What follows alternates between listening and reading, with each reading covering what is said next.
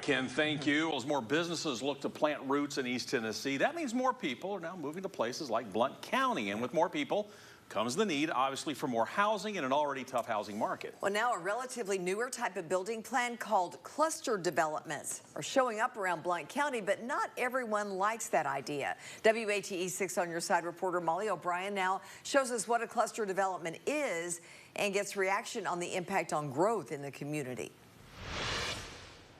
They have been popping up in Blount County in recent years. It's called a cluster development. A cluster development is a subdivision that allows you to stack a whole lot of houses in a very small area, and we've seen several examples of that lately. As the county continues to grow and more housing is needed, cluster developments are appearing, but aren't necessarily appealing to everyone. The goal is to try to kind of keep the development toward the center of town around the city and leave the rural parts and the outskirts more open for future development. But hopefully rural Blount County never looks like anything but rural Blount County, but we can't stop people from coming here. Though some commissioners may not be in favor of it, one local realtor sees the development as another option for people looking to call Blount County home.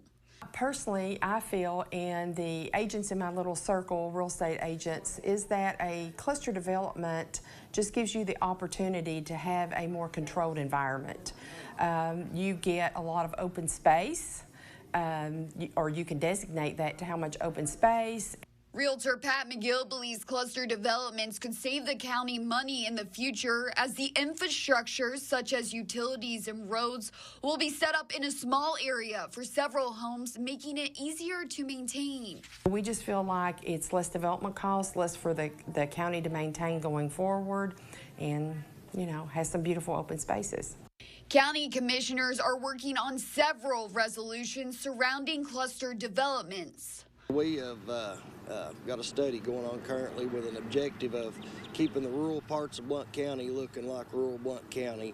We're going to start having meetings on that starting in May with a steering committee that kind of guides the process along. One of those resolutions in particular makes a change to the amount of open space needed per development.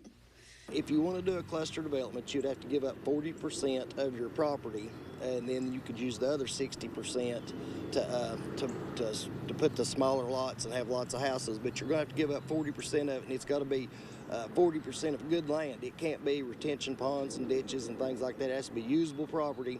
So, and you'd have to have a minimum of 10 acres to do a subdivision like that. McGill believes if changes are looking to be made, commissioners should look specifically into the zoning of the developments.